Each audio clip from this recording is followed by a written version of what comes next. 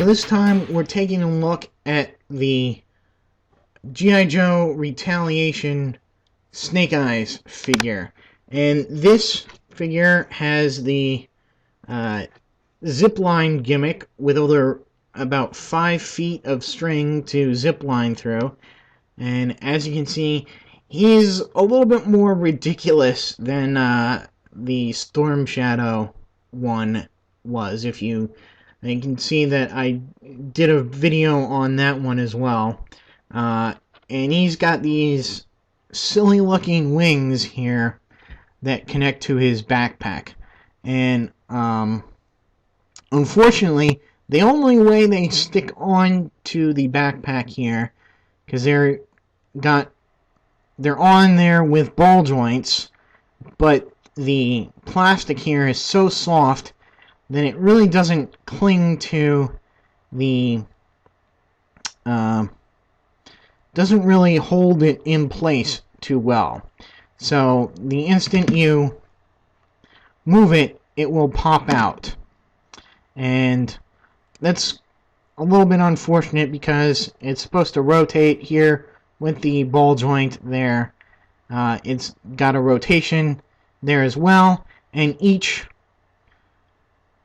little wing here, or each not so little wing, will have a firing missile attached to it, which will also launch the missile attached to the string, or at least it's supposed to, because the missile there,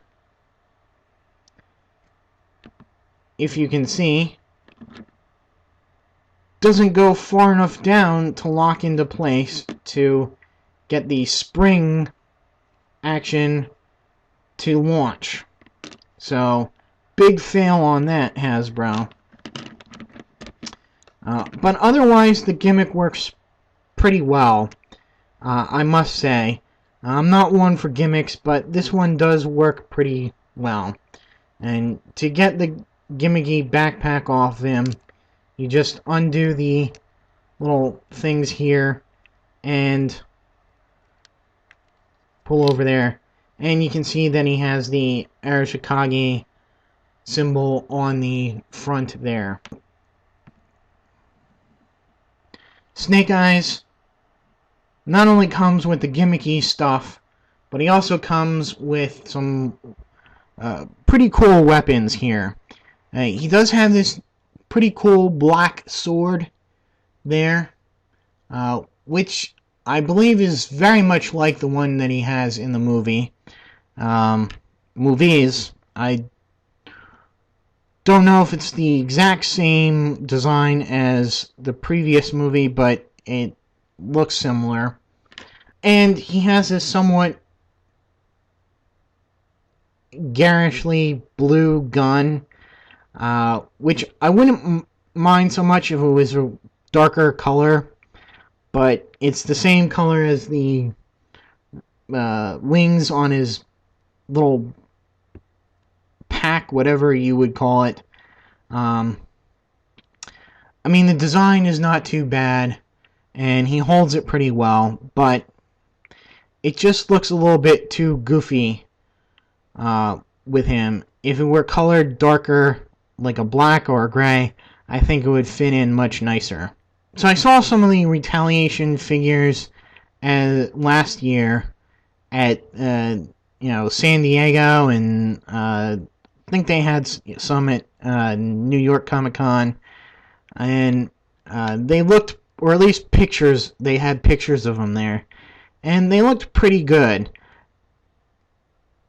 However, earlier this year, you found out, or people found out, that most of the figures would be getting a reduced amount of articulation and paint apps, which caused me some consternation, and I really wasn't looking forward to this line, and had basically written it off until I found this guy and Storm Shadow in the stores. And even from then, I could tell that they did not suffer from the reduced amount of articulation, and which was very good. I was very happy to pick up both the Snake Eyes and Storm Shadow.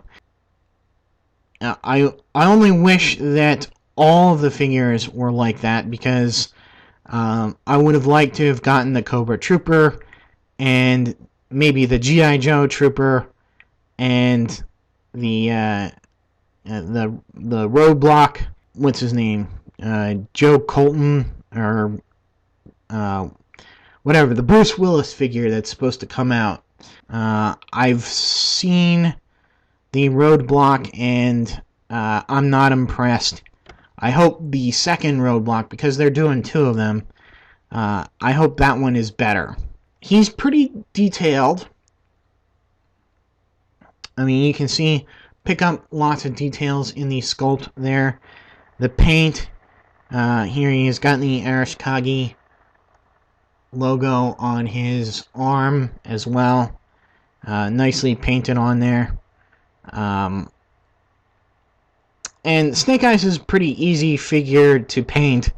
He's basically just black and gray, so there's not much color to him, but like I said, they haven't skimped down on the details, and that's pretty nice.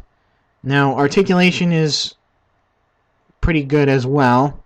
His head goes side to side, up and down just a little bit. Arms all the way around, out to the side. Got the bend and rotate at the elbow. And his wrists rotate and bend forward and back, which is one of the cost-cutting points of articulation, which is one of the points of articulation that ends up a victim of cost-cutting. Here's the upper torso articulation, which goes left and right and a little bit forward and back. Again, that's one of the cost-cutting victims as well. Legs go forward, back, out to the side, double knee joint, and in a move that I wholeheartedly approve of, they've taken the ankle articulation from the Marvel Universe and ported it over here in the ankle that allows for ankle pivot, which is nice. So he moves left and right as well as forward and back, so you can get him in some nice dynamic positions that ninjas would, get into.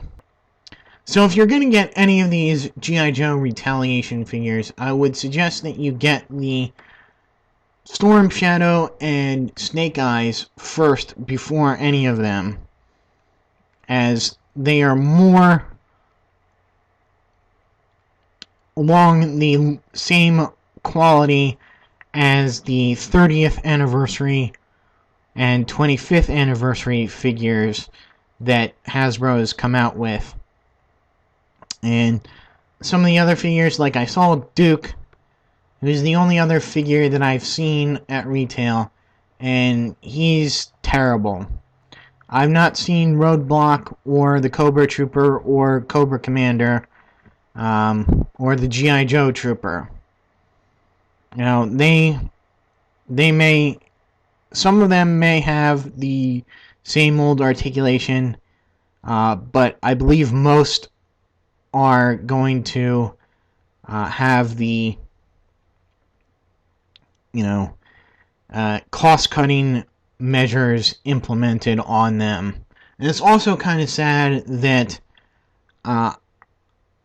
they've decided to hold back on showing G.I. Joe Retaliation until next spring.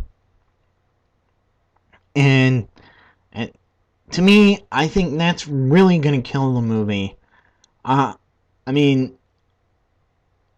I was not too eager to see the movie until about this spring, when the hype really started to be positive about the movie. And, you know, even with the ridiculous part of having Bruce Willis at the end of the trailer, and it looked to be like a better G.I. Joe movie than the first one, which you really can't say that about much sequels, that they're better than the first. And, you know, the toys are out now, but they are going to dwindle, because they are holding back the majority of stock for the release next year. So, if you want these a little bit early, like I said, go for the Storm Shadow and Snake Eyes. But the rest, I can't really recommend. So stay tuned. Maybe we'll get more G.I. Joe figures. I don't think so. But until my next video, I'll see you.